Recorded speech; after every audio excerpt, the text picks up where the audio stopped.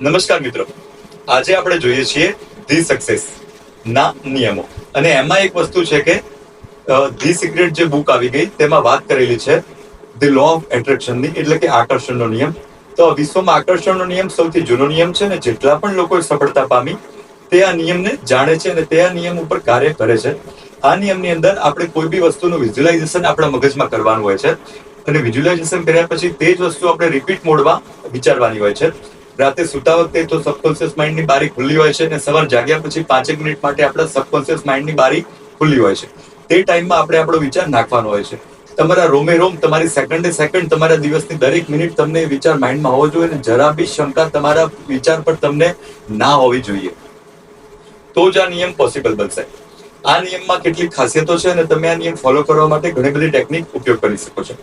તેમાંની એક ટેકનિક છે મિરર ટેકનિક. એટલે દર્પણ સામે જોઈને તમારે જે વસ્તુ કરવી હોય, તમારે જે વસ્તુ મેળવવી હોય, તે તમારે ઉતાવળા અવાજે દર્પણ સામે આંખમાં આંખ મિલાઈને બોલવાનું હોય છે.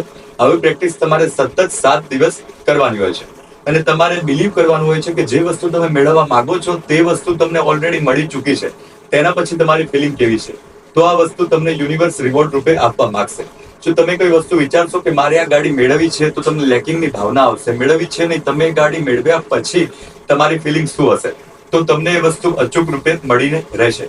તો તમારે વિચારવાનું છે કે આ મળ્યા પછી તમને તમારી લાઈફ કેવી હશે, તમને કેવું ફિલિંગ આવશે, તમને કેવો અનુભવ થશે. તો યુનિવર્સ તે વસ્તુ તમારા માટે મેળવીને આપશે.